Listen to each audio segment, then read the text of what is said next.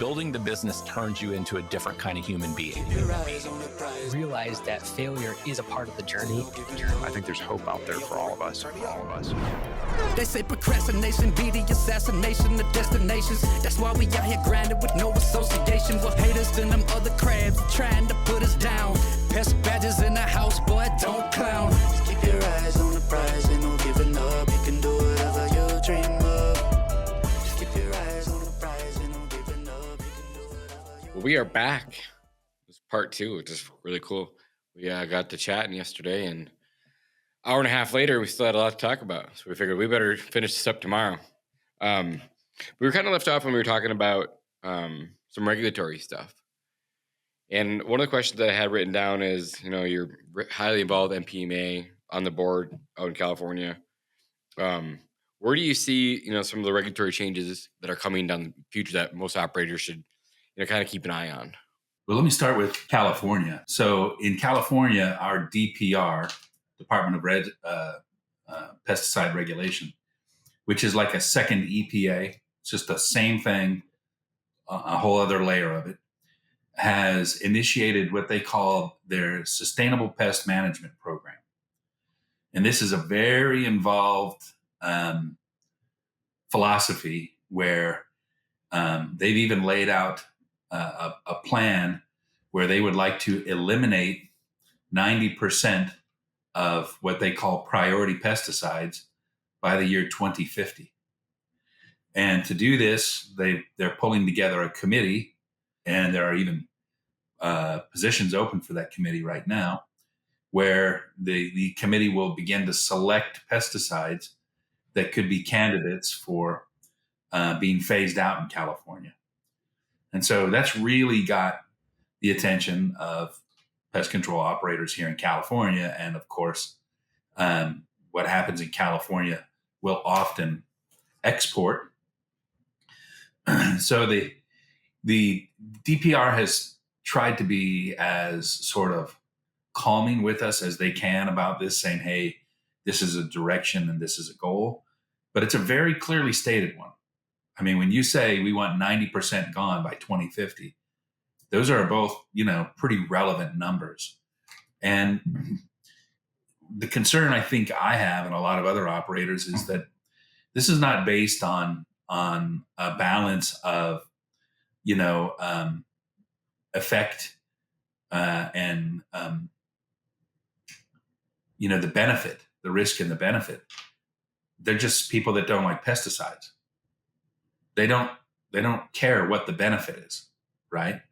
Irrespective of whether it keeps people healthy, keeps crops healthy, keeps people fed. They're just purely anti-pesticide.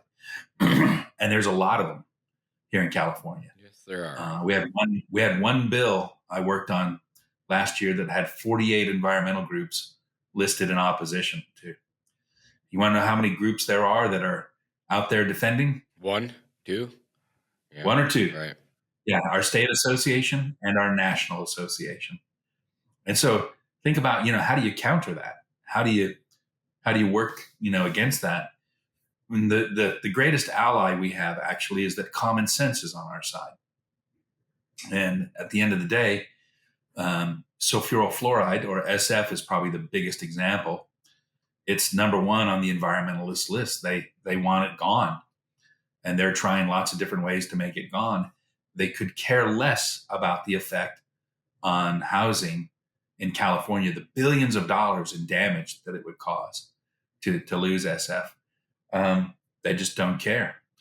But, with recent studies and discussions in the past, it's become very evident that right now, SF is a tool that California really needs. And they can't argue with the science and the common sense of that. So there'll be more pressure on alternatives. They'll want to figure out some way for heat or microwaves or some other product to take the place of fumigation. But I would say what worries me most is an irrational pressure put on every active ingredient in California. They're all guilty until proven innocent. And so, to show that they're doing things, they're going to have to make changes in mitigations. We lost the chlorinated hydrocarbons. We lost the carbamates. We lost the organophosphates. All those families of chemistry are gone for structural use pretty much in California. In pyrethroids, we've had severe limitations on use since 2014. And we've had mitigations with Termidor as well, twice, on the time of year that we can use and the quantities that we can use. And so when you're looking around and you're saying, okay, what can you eliminate or restrict next? The list is very small. And so it worries me that in their efforts to get rid of pesticides, we're going to actually get down to doing things that are genuinely counterproductive and will harm California. Yeah. What is the alternative? What is the alternative? Like, To fumigation? Yeah. Like what is like? Well, there are no alternatives that can give you an equal result. Period. There's only what I would call almost apologies for not fumigating. You can do a localized treatment. It may or may not work. You can do a heat treatment. That may or may not work. You could do an orange oil treatment. That may or may not work. And when it's like your house, you're like, oh, why am I going to spend all this time and money on things that probably won't work with an insect that's deep in the interior of the framework of my home and feeds 24/7, never stops, and is going to keep going until I get it. You just think I'm going to choose fumigation because it gives me the result I want, the result I need, to protect my home. Do you guys at Neighborly do a lot of fumigation? In Northern California here, there are hardly, maybe not even 10% of the fumigations in California happen up here. So yeah, I would say 80% happen in the greater Los Angeles area, all the way from the Grapevine down to San Diego. And the rest happen along the coast and Central Valley up in here. So there are pest companies our size in the LA area that are doing 2 a day, and I might do 2 per month. Gotcha. That's just where you're located? Yeah. You have 17 individual climate zones in the state. Right. It's crazy. Yeah. We have everything from straight desert, to almost Arctic, ice and snow and high elevation, alpine, and everything in between, verdant valleys and all of that. So it's a single state, but it really is very diverse in its environmental conditions. And down south, they pretty much, winter is about 15 degrees cooler than summer. It stays pretty warm. And so those drywoods, they've got a pretty happy life year round down there. And another change or difference in the Sacramento area, we have like 2.5 million people living. In LA, in that same area or that same area that I described before, you've got 20 million people living. Yeah, I went over for the first time this spring with my daughters. Took them to Disneyland. I can't remember Disneyland, Disney World. I think it's Disneyland, and it was beautiful. Like they had the mountains on one side, and then you have the ocean on the other. It's like beautiful. And then we were at the zoo, and I was like, "Oh, the traffic." Or just as I looked at the map when we got there, I'm like, "Oh, we're only 2 hours away from LA." I'm like, "It'd be cool just to jump in the car and drive to LA." And so we got done at like, I don't know, noon or 1, and then went to get in the truck, and we were a 6-hour drive because of traffic. Yeah. I've never witnessed. I've heard a lot of people talk about the traffic in LA, but I've never witnessed it firsthand. When you have 7 lanes of traffic on each side, wall to wall, like that was new to me. Hold up, quick pause. If you're on a pest control company or fertilization weed control company, you're not in our Facebook group, you're choosing the harder path. Every operator that's in there is skipping years of mistakes because people are actually sharing what's working right now. So stop trying to brute force your way through growth alone. Search Pest Control Millionaires on Facebook or click the link below. And now let's get back to it. Yeah, one of the ways environmentalists are coming after SF right now is as a greenhouse gas. because it really traps carbon like 20 times more efficiently than other elements do. It just grabs onto a lot of it. And so I did some kind of what I call CRAN calculations, just me and Google. And based on some of the numbers I found, the total amount of carbon captured or put into the atmosphere by all of the fumigation that happens in California in a year was similar to about 11 minutes of LA traffic. I believe it. And you know, just a fraction of any wildfire that's happened in California. And yet they want to eliminate this entire, you know, kind of process as a greenhouse gas. And again, make California subject to billions of dollars in property damage and uncertainty. And, you know, and you start to think they already can't get insured out there. Now you have termite issues that but you're going to take away SF, and now they have so much termite damage. Not like, yeah, what is it? I don't know what to do from there. Well, and look at how important a home is that you own for Joe Citizen, right? It's probably almost your greatest investment. Yeah, especially out there, an average home, I'm guessing, is $1 million. Yeah, so or more. Or more, yeah. Depending on where you're at. Yeah. Imagine having termites in your 401k. You know, you wouldn't be really excited about that. And so I think we have to understand what a home means to the people that live there in terms of it, not only as, you know, it being their castle, but it's also a big part of their retirement and what is their overall value. And to put that at jeopardy for the average citizen is that's the reckless part for me, when there are so many other ways to mitigate greenhouse gases.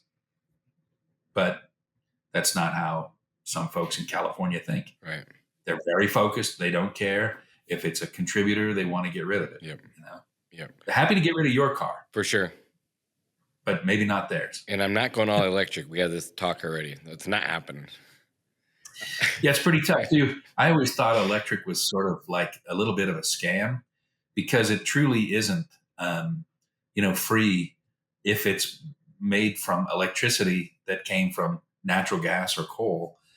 Your car is a coal car or a natural gas car. It's not an electric car. And so unless your energy, your electricity is clean, then it doesn't matter what your car is, really. It's just a different version of it. Yeah. How close were you to the fires when all that fires happened? Well, interestingly enough, the fires for us in Northern California were probably within 50 miles of the Sacramento area. The Paradise Fire was about an hour and a half away. That one was terrible. And then there were some real big fires that burned in the mountain range between Sacramento and Tahoe. And those just devastated big tracts of forest as you drive up the freeway. There are two different freeways that you can take. One is Highway 50, the other is Highway 80. You can just see, you know, miles and miles of forest burned. And then, you know, the most costly fires were in Southern California because, you know, once it got into the neighborhoods, the houses were the forest that burned, not the trees. And there just wasn't the water infrastructure to fight those and stop those. And so it's like poor Lahaina. It just burned. Yeah. It just burned. Not to get too political, I hear so many stories like there was water available, didn't you? Whatever the case may be, you just never know. Yeah. So I guess, you know, when I think about pest control in California and the regulatory world, my biggest concern is regulation that is too narrowly focused. And my greatest hope is actually in technology.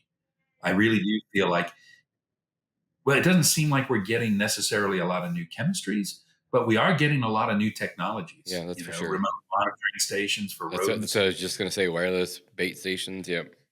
Yeah, you know, and all sorts of information that helps us to make better decisions about how much we use and when we deploy that. So I really think that the biggest changes will probably come from technology, But you never know. The big manufacturers, chemical manufacturers, are not going to walk away from billion-dollar markets. They know they've got to do the R&D and try to be bringing us new products and different chemistries. So I'm just crossing my fingers that whether it's innovation from technology or new chemistries, we'll still have some tools to do the job we need to do. Yeah, and when you're pushing up against the other side of the politicians that want to ban this stuff, are the big companies there with you guys fight with us or with you guys, like big chemical companies? Well, there's a group called RISE, RISE, and RISE is sort of a coalition of the manufacturers of pesticides. The problem RISE has is that they're persona non grata, right? They are, quote unquote, the purveyors of poison.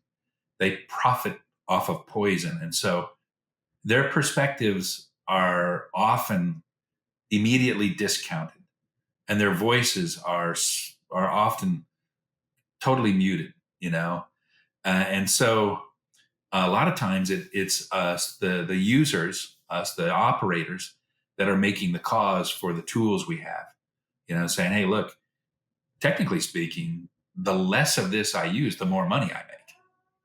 I have an inherent interest in using less pesticides because my customer doesn't know if I use $10 or $20 worth. They only know if the insect doesn't show up or if it's gone. And so it helps us a little bit to be able to have some legitimacy when we present our arguments for the tools based on that. But our strongest arguments, I think, come from connecting them to public health in the way that they should.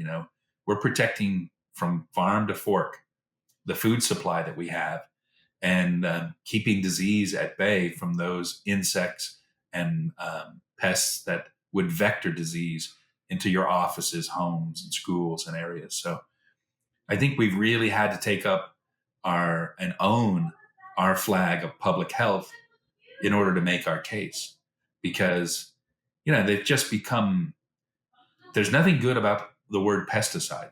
Not at all. Really, almost anyone, right? Yeah. And so you have to show what are we getting from this tool? What is the gain? What is the benefit? It's a hard case to make out here sometimes in California because the values aren't the same as everywhere else. Yeah, I think the first place everyone goes to, and I could be wrong, is Roundup. It's the first place to go to. Yeah, well, that's one of the most infamous cases, right. And also one that really shows you where, at the end of the day, it won't matter. The science won't matter. So, you have a product that is used for decades, breaks down into 4 derivatives that are some of the most innocuous substances that can be broken down to. You have more than 50 studies showing that it's not carcinogen. And then you have one that says, well, maybe there's a link to cancer. Maybe. And I hate the word link because it's like statistical. Now, let's say every time you have a podcast, there's a lightning strike somewhere. Well, you do enough of that, and they can say there appears to be a statistical link between these things. And all of a sudden, something that was not a carcinogen for 50 years is enough for a jury who, of course, can make that decision only if they're ignorant enough. If they're educated enough and they understand science and the language used around the cause and effect, they would never find that, Roundup could have been the primary cause for certain people having cancer. It's not justified. But you get the right language, you get people who are uneducated enough, and the attorneys will always find the opportunity, and they did, and they will. And at the end of the day, what happens is there's a bunch of money that goes to potential victims and attorneys, and most people are still using Roundup. Yeah, you're not wrong there. I agree. It's just like, even on, I even hear like big podcasters talk about it. So it's just like, anytime you talk about any pesticide, that's just the first place, the place people go to is Roundup, causes cancer, all pesticides cause cancer, or they see the photos of the bobcats with the eyes bulging out. Exactly. Yeah. And again, these are sort of scare tactics. One of the things I've done in the past to sort of counter that is I have a couple videos I like to show of rodents kind of running wild, and that gets people's attention as well. When you show them how bad a rodent infestation can be. We had a situation here in Sacramento in the federal courthouse, and federal accounts are all low bid, and that's it. And so they, of course, had a low dollar company in the federal courthouse in downtown Sacramento, and they couldn't solve a rodent problem. We had been used in the building for a special project on bird exclusion. And so the manager of it, the GSA manager, called and said, "Hey, I'm in a bad way here. I have a federal judge that is making some calls, and it's a really big deal. Can you help me out?" And I said, "Let me see what I can do." So we go down to the courthouse. I get up on the 29th floor, and I start to do an inspection. And this judge comes out and with his staff member, and he starts to chew me out. Like, "I don't know what you think you're doing, or this or that, this and that." And I said, "Hey, Your Honor, I'm sorry, man. I'm going to interrupt you real quick. I've been here for about 10 minutes. I'm not the current vendor. I'm the guy they called because the current vendor couldn't figure it out. And if you give me a chance here, I think I can figure out what's going on and I can help you out." But I didn't realize the power this federal judge had in this building. But he was the Sith Lord. I mean, people were afraid of getting fired. It was pretty massive. And the rodents were running on their desks. And, and so that's the other side of this coin, right? We're not going to live with that. After about 2 hours of inspection, we found the conduits where they were traveling along the utilities of the elevator, excluded them all, did some trapping, and over a weekend, and by Monday, he had a rodent-free floor for his courthouse, and they went back to their low-dollar vendor, and we just ended up giving them a bill for those services that we had to come in and fix the problem. But at the end of the day, I have found that everybody's an environmentalist until the rat's in their house.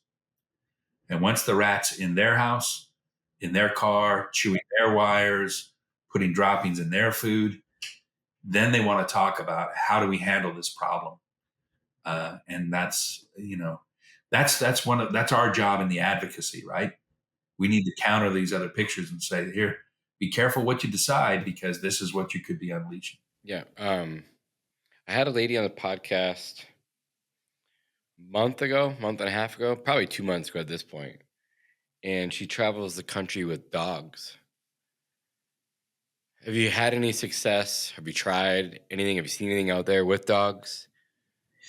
No, I've just videos. Yeah. And her name was Kim Camera. She's a really, really cool lady and very, very, very fun to listen to. I'd love to go and check out what she does, but they run around with ferrets and dogs, and they just chase mice and rats all day long. Yeah. Some people are pretty disturbed about how the rats are dispatched by the dogs. I can imagine. Because, but it is pesticide free. It's poison free. Again, you're giving us very little options here. And then you go back to, like you said, the other side of the coin of the judge panicking because he has rats run over his desk. Well, they're the ones who have to help support us, Yeah. Without naming any names, I will tell you, I have colleagues in the Bay Area that have contracts that spell out catch and release of commensal rodents. Their trapping cannot harm the rodent. They've got to trap it and take it somewhere else and release it. Unreal. Yeah. So it's, but as you were kind of saying before, California is a beautiful state. I mean, I've lived here since 72. and all my family's here, and it's a challenging business environment, and it's a challenging pesticide environment. I've had a lot of friends that have lived there and moved from there. Yeah, but it's still, there's still a lot of great things about California. Yeah, the weather. But then they've lost Musk, they've lost Rogan, they've lost Patrick Bet. They've lost a lot of people who've lived there for a long, long time. Yeah, and I've looked myself, several, and when I'm done with the business side of things for myself, I may end up in another part of the country. I've spent a lot of time traveling, and I love the South. I really like Texas. I don't think I could. A lot of people have moved to Austin, Texas, or somewhere in Texas, or somewhere in Florida. Yeah, I would be an exported 49er fan. Yeah. Well, I'm a Green Bay fan, so. Yeah, there you go. Yeah. So that's going to go with me if I do. But you mentioned earlier in the podcast that at some point, maybe when you're done, that you might want to get into politics systems. Or have you thought about like staying in pest control industry as a politician, and kind of like you are now? I've always thought it would be interesting to work on a political campaign. Yeah, gotcha. And try and help someone get elected. I've done a lot of politicking and amateur lobbying, and I think it's important. But for me, a lot of that has been more like, you do the laundry because you need clean clothes. Right, for sure. Yeah, I get that. I don't really have a passion for that. It's tough business. In lobbying, you've got to be ready to lose and compromise and not make enemies or get too upset, because you're going to be right back in the arena with people again. And so it's sort of very challenging, not particularly rewarding for me right now. Yeah, I can see that. What is it like? What is it like being in there? Well, the first time I ever testified in front of a Senate committee in the Capitol at the state capitol in Sacramento, it's about a 40-foot walk from the chairs all the way up to the tables where you sit and you testify. And I'll tell you, the first time I did it, it felt like it stretched out 150 feet long. Yeah. It's so long. And I was actually there with another colleague who had like 10 years of experience doing it. And he bumped me and he said, "You go handle this." And I don't know what to do. And he bumped me again. He said, "They're waiting, go." So that's how much prep I had. So I walked this long distance up, then I sit down, and I don't even know what to do. And so I apologized. I said, "I'm sorry. I'm just a pest control guy here to try to give a point of view, but I don't even know how to start." And they all said, "Hey, well, don't worry. We're all citizens here. Tell us your name." And they kind of walked me through it. And so that very first time, I thought, this is really kind of cool, because whatever the outcome is, here it's just the citizens doing it, right?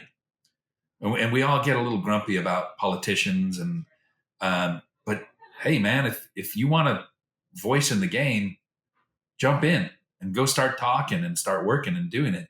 And so for me, it felt like, here's this quintessentially American moment where just a guy can go sit down and testify. And now, when I sit down, a lot of the lawmakers actually recognize me from either visits or testimony from before. And I probably sound more like a lobbyist than Joe Citizen, but it's pretty cool, and we do ledge days also in Washington, D.C. So we've done visits in congressional offices and Senate offices. And it's really neat to think that you're there making those arguments on behalf of your industry, and oftentimes, not always, but oftentimes it makes a difference. So that part of it really is rewarding when you can get something done and make a friend to the industry, really open someone's eyes. Those are very rewarding.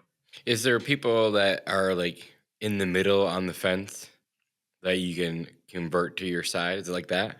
Yeah. It all depends on people's background. It's kind of think of like everybody at like a high school reunion, maybe. They've all, after 20 years, everybody's had this different set of experiences. And my strong feelings about networking transcend every part of what I do. And that even, it goes into the lobbying. And I love talking with the opposition and getting to know them and getting to have them get to know us better, because then I think our arguments resonate with more authenticity. When we go in there and we say, hey, we care about the environment also, they know we do, because they've gotten to know us a little bit and they've seen some evidence of that. So,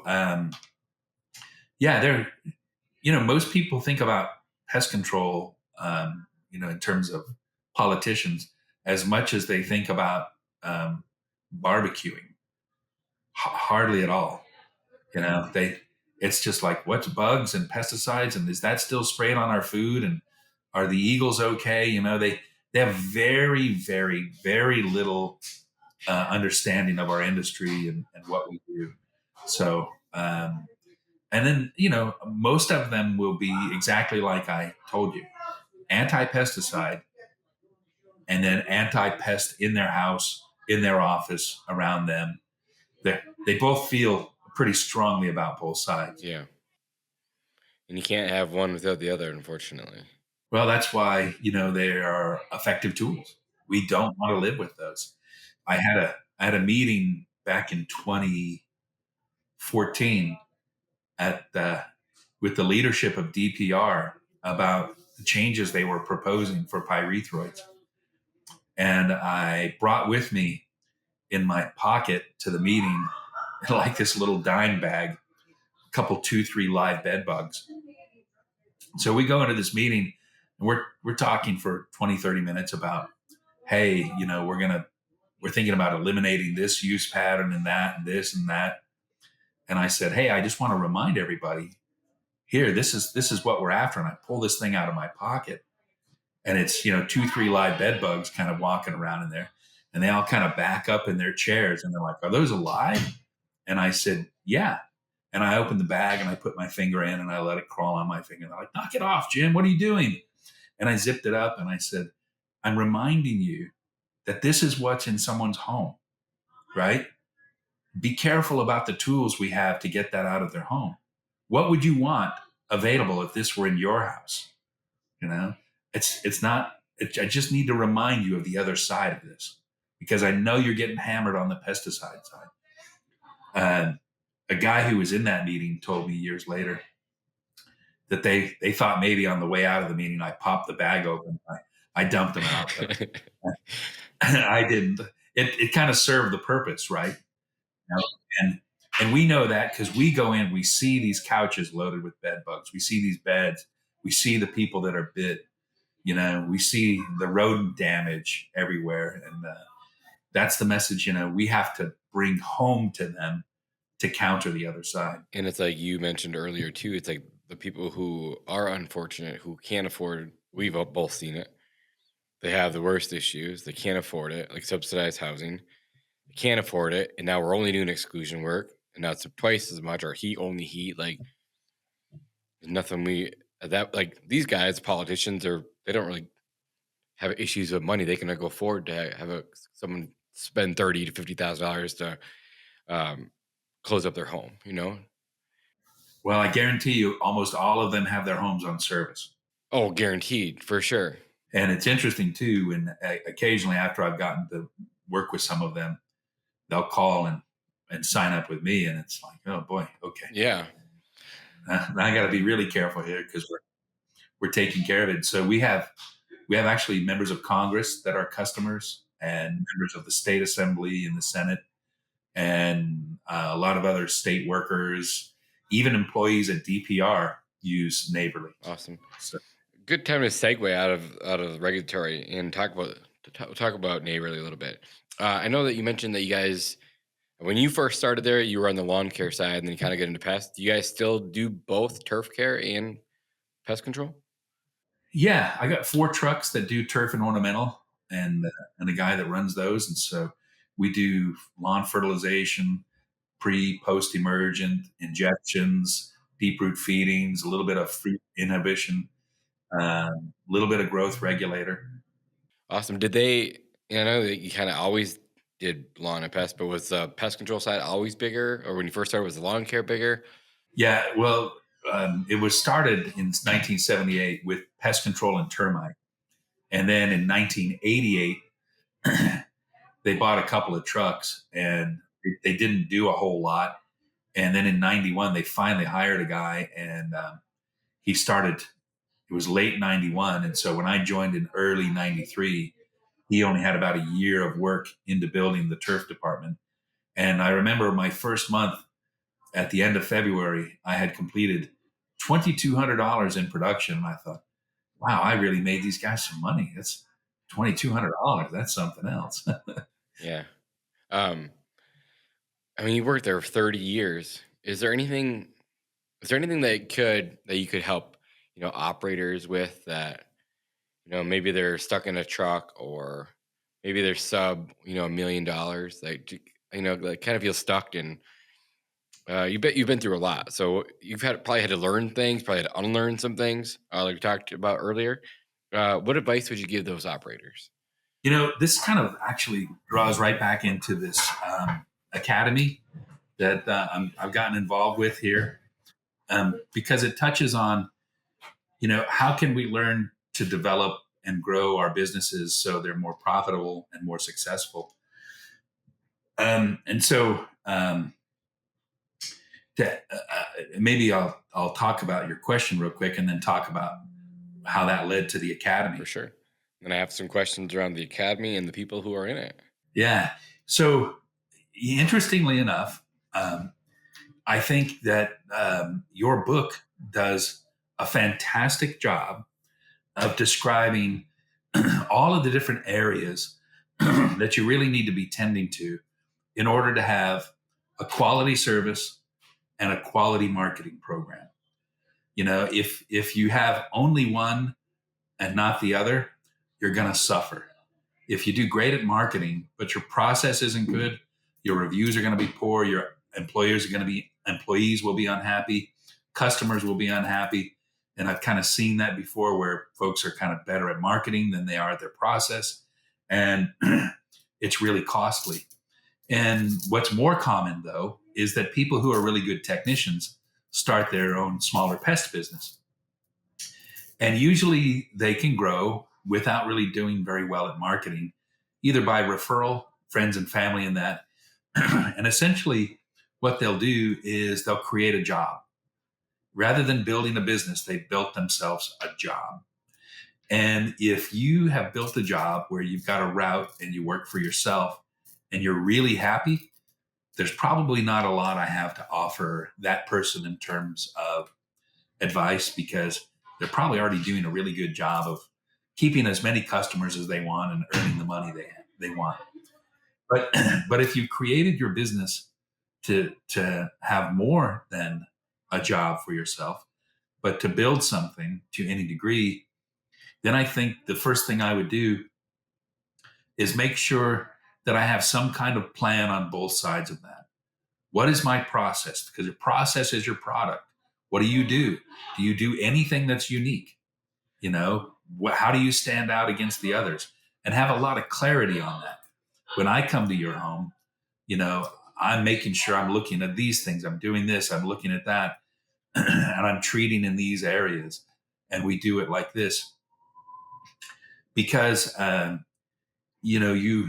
with so many choices for consumers, you got to make it so that you can kind of stand out and that your process bears that out.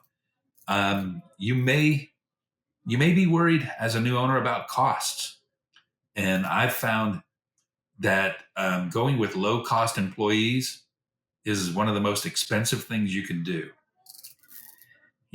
If your employee can't duplicate the quality of what you've done, they're not the right employee for you. Yeah, I actually just dropped a YouTube video like last week or the week before, the 12 brutal truths about business that I wish I'd have known. And that was one of them. Like, cash is king, and if you don't have profit, you can't afford good people, so you just take on whoever you want to.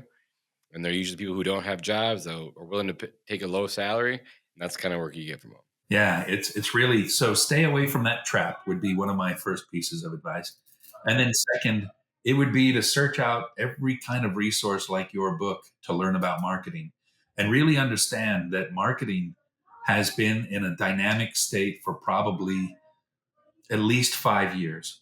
I think it was sort of stable for about 10 years.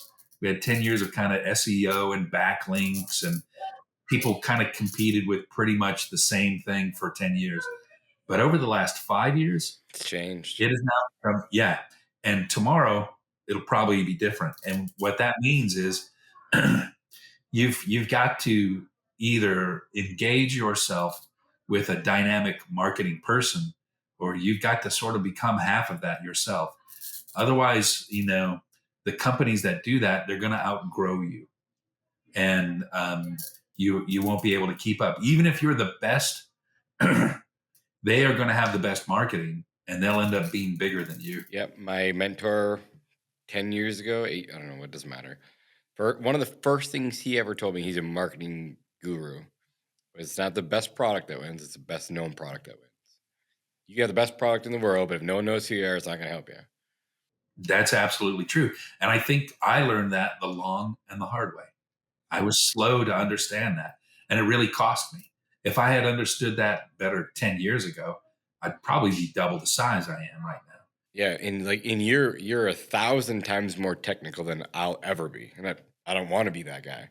But I had to go hire the technical directors. I had to. And you can. Yeah, and I can, but only because I was good at this thing. I was good at marketing. That was what I was good at. Marketing and sales was my jam. But then the technical side, I was good. Like operator. But I wasn't very technical, so I had to go buy the technical people. Yeah, and I think to that younger operator, I would say, do yourself a favor and carve into your week periods, 2 hours here this day, 3 hours there, whatever it is, like they're an appointment, to work on your business. I still do that. Yeah, so you block it off, right? You actually make the appointment with and for yourself, because nobody else is going to work on your business. A lot of people will work for your business, but only you are going to work on your business. And the less you do, the slower you evolve and grow and achieve. Yeah, and when you're working in your business, you're a $25, $30 an hour activity. And when you're working on your business, as you know, it's a $5,000, $10,000, $100,000, $1 million per hour. And that's what you have to be working on as you scale. Yeah. And I hope folks listening to this have some sense that they're a couple of just regular guys here talking. No insult to you, but I don't think me or you are going to challenge Elon Absolutely for not. the rocket race, right? Not at all. What that means is that a person with decent smarts and drive and ambition can achieve far more than you ever expect. And I'm sure at some point you probably have surprised yourself. I know I have. I sit back and I think, wow, I didn't know this could be done. And it's because I came from a very punch the clock, work a day background. Everybody I knew worked a job. Nobody I knew worked a business. And now when I'm able to engage with other business owners, I can see there's this common experience where we're able to build and achieve things that are far beyond what we ever thought or expected based on our abilities. And I think the trait that so many of us hold in common is determination and drive. Yeah. Yeah. And I think that the people who are listening to the podcast are the ones who want to learn, that have the drive. That again, we're just two guys who are in pest control talking. Like you said, we're nothing special. If I can do it, you can do it. You can do it, they can do it. We're nothing special. Yeah. And I hope that sometimes we have a little bit of imposter syndrome, right? Do I really belong? Here, do I? And the truth is, yeah, you do. And not only you do, but America's kind of counting on you. They're counting on these crazy guys like, in the 1700s. We're the guys that would take a hatchet and walk into the forest and say, we're going to go build a town over here or something, right? And we don't know why, but for some reason, we just had to pick up that tool and go and do this thing. And you think, oh, I'm going to set out and I'm going to build a log cabin, and you end up building a town. And it's really cool that you can do that, because it's a great benefit to all those families. You're going to employ people, put them in positions, develop them, and grow them. For those intrepid owners that are out there, I hope you take a second, kind of give yourself a pat on the back, because our system, our capitalist system, needs this sort of rare breed of us that are either too dumb to know better or too determined to quit. I think we're a little bit of both, or all of both. Switch gears a little bit again, because we're already running out of time. You have an event coming up, which is in February, March. Talk to me about the event, and then how you got connected with Jeff. Jeff was the one who had the podcast a month and a half ago. There's another one of those episodes like this one, 3 hours long. Yeah, Jeff Davenport, great guy, official. Yep, he was with Official Pest here in California. Just a friend for probably 25 years, and with his brother Jamie. And about 4 years ago, they found an offer so good they had to take it, and I was super pleased for him. Too. And I just met him, and I'm still happy for him. Oh yeah, and super impressive. So Jeff is one of the colleagues I have that I've always thought had figured things out much the way you kind of have with all the content that's in your book. And there are a few others, and I've thought for a long, long time, why we have these big continuing education systems for teaching us technically how to kill an ant, how to kill a flea, how to do this and that. But what is there that teaches us how to get insurance at a better rate? Choose the correct corporate structure, whether it's C Corp, S Corp. When do I need an attorney? How do I handle my HR? How can I work on marketing this? We, as the owners, we have to be sort of the arbiter of all these areas and try to be good at them. And it's really tough. And so I've had for a long time in my head an idea of like an operators academy, which is basically an owner's academy. And, had discussions with a lot of folks. And last, a few months ago, in working with a guy named Brian Alger, who has 30 years in the industry and recently went on his own to become a consultant on leadership. And he's really helped my company here. We've been working on Maxwell's 21 Laws with him for a year. Yeah. And so that's kind of where he comes in as sort of a leadership consultant. And he's done really well, specifically focusing on the pest industry. But, I was just talking with him saying, golly, somebody needs to create this academy, where business owners can just go and learn, like they would from a CE course, And I know I wish I could have signed up for a couple $100, go out for a day and have 4 or 5 topics.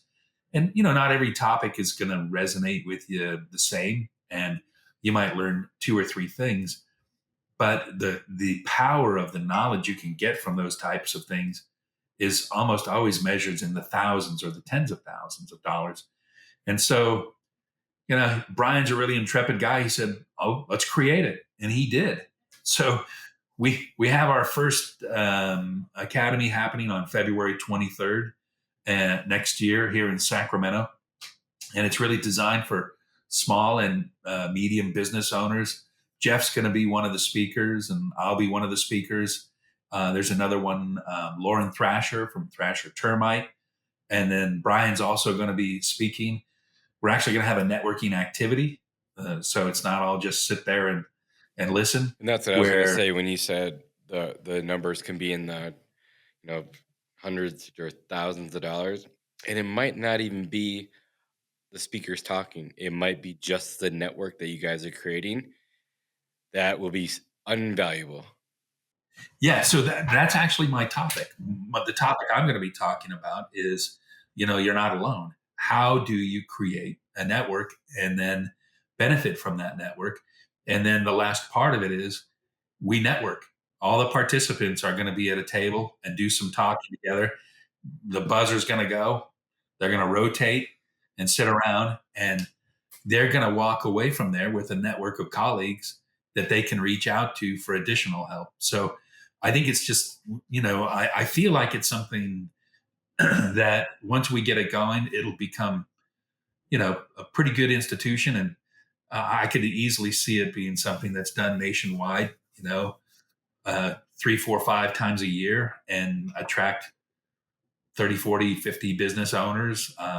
I know it's kind of funny. I'm going sort of as a presenter and partly an organizer, but I guarantee you I will be networking and I will be taking notes from every other speaker that isn't me. I mean, like every podcast. That's exactly right. Every podcast. That's exactly right. There's something that you can learn from everyone. And I have 2 pages of notes just from our talk already.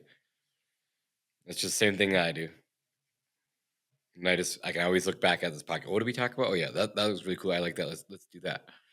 So I come up with all these ideas or get up the ideas from you guys. And it's like, these are really cool. And then I'll think about them for a while. And then at the end of the month, I'll be like, okay, this one's really good. I'll give this to my team. And they're like, is this a this month thing, or is this like a next quarter thing, or is it next year thing, Jonas? Because I used to just throw ideas at them all the time.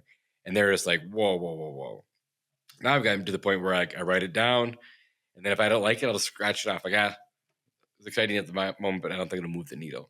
So I've gotten better. So when I do present it to my team, they're like, okay, this is probably pretty important. We should ask them when we want to launch this, I referenced my son in the Marines, I think, in the last episode. And one of my favorite moments with him was at his graduation when his drill instructor was talking to the whole group. And he said, I love to see a change in behavior in these recruits because it tells me that learning has occurred. And I just love that. I like that too. Because if you think of the axiom, right? Learning only occurs if behavior changes. Agreed. And it's like you can listen to we're in the information age, right? There's so much information. You can read all the books, you can listen to all the books, you watch all the podcasts, you listen to all the documentaries or whatever. But if you don't go implement, it's worthless. Yeah. And so when we do our rallies here with my senior management group, every time we study a principle from Maxwell, the question is, what are we going to change? And we have to work it until we see something that either we change or we enhance or improve. And we don't walk away from it yet, until we can figure that out. And that's what's really been transformative about our business and working with Brian. Brian works us through these principles that Maxwell teaches and is organized. And then we as a group figure out what are we going to change. And it's been fantastic. I used to feel like it was up to me to be the captain of the ship and have every answer and do all of this. And now, all I do is kind of coordinate the collaboration. The group I have working with me is so motivated and so smart, that we identify the challenge and then the group really comes up with great solutions. And you never know. I mean, I've had great ideas for my pest control come from my turf department guy. Yeah. Well, think of like Henry Ford. This reminds me of the book about Henry Ford. They're trying to like do like a gotcha moment, and they brought them all into the courthouse and a bunch of lawyers around, and they're like, "Oh, well, where's your degree?" He's like, "Well, I don't have a degree, but I can at any time, any day, I can call any one of my employees that do have degrees to answer this problem for you." And that's what our job is to do: is hire the smarter people that are better at that thing than what we are. And that's our job. Yeah. We want them to have shared values and different talents. Yeah. What does the next 3 to 5 years look like for Neighborly?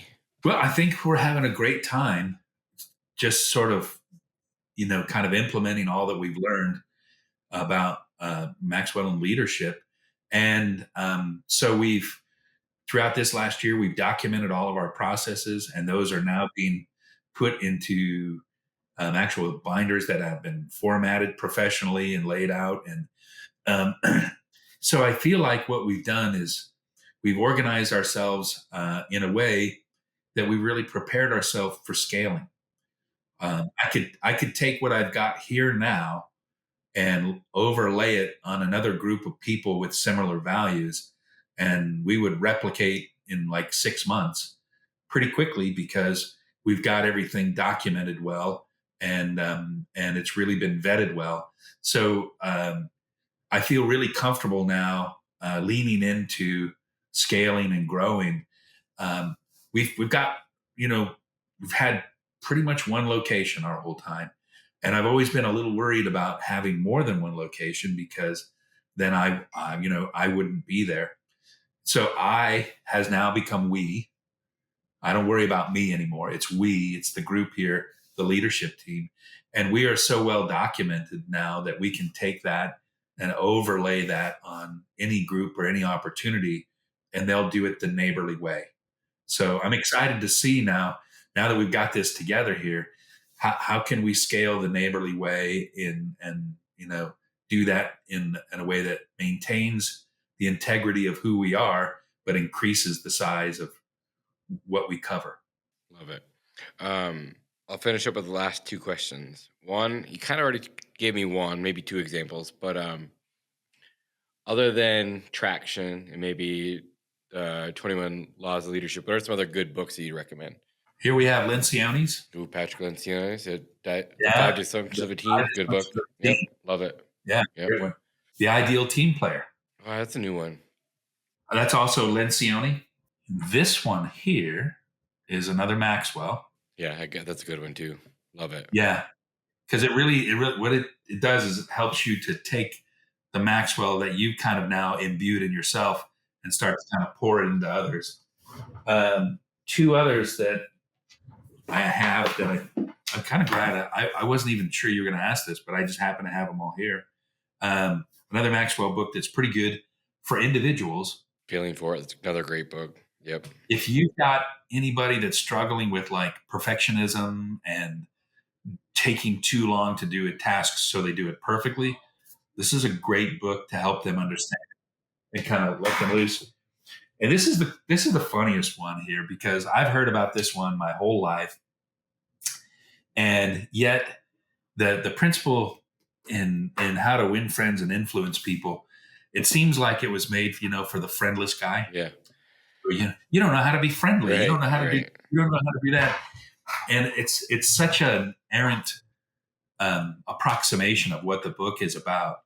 And the real question is, if you've ever wanted to have a more powerful influence on your family, your friends, your employees, whoever it is, if you've just wanted to be better at that, how can you do that? And that's what this book tells you how to do. It just raises your abilities to have that influence. So those are some of the current ones. Cool. I love it. All good books. The only one that I haven't read is The Ideal Team Player. So I wrote that one down.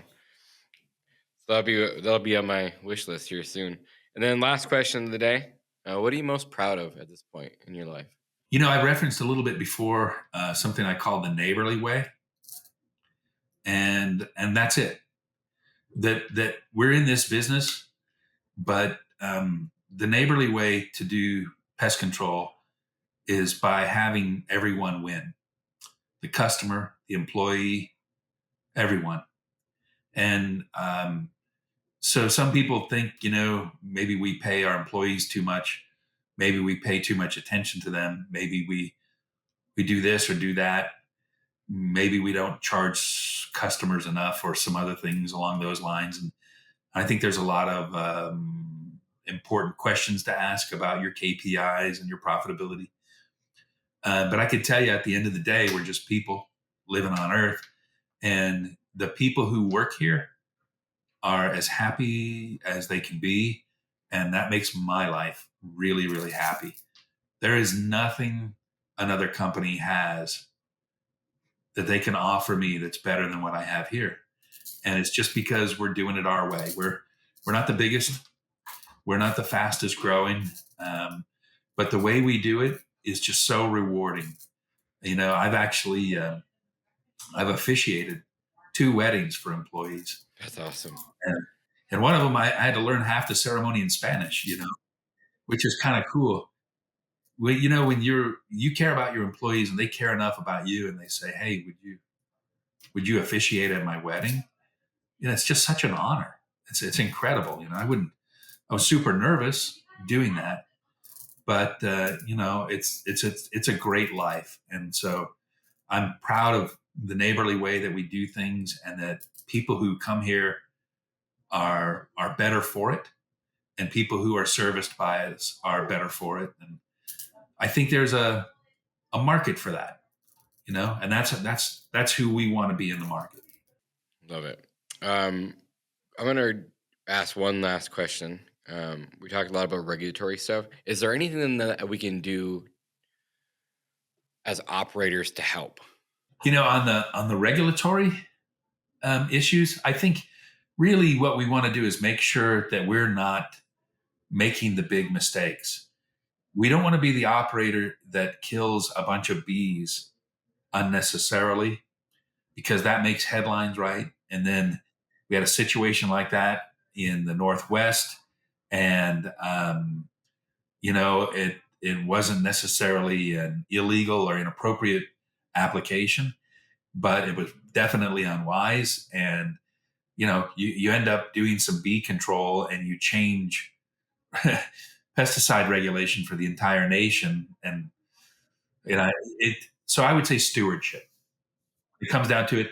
Be real careful stewards of the products that we use, and make sure that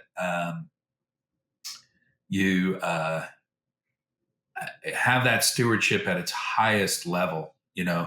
If we're casual with our products, we will be more likely to lose them. Yeah. Great answer.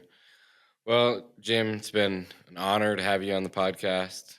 Obviously, it was fun. We've been here for 3 hours total. A wealth of knowledge. You're a great person to have on my side. You're a great person to have in the industry. And I'm honored to call you my friend. So I appreciate you being here. Appreciate the calls outside of this. And I look forward to, I know I got some friends in Sacramento. So when I'm out there, I'd love to hit you up, come hang out with you for a day, talk shop, do whatever, Well, likewise. And I have to tell you, we are very fortunate as an industry to have you, the kind of person you are, the kind of work you're doing. And I really appreciate the invitation. But more so, I really appreciate the new relationship and counting you a colleague and a friend. And I have a feeling we'll be talking a lot. I think so too. It's been fun. But all right, man, I appreciate it. I know you're busy. I'm busy. So we should run. Take care. All right. Peace, man.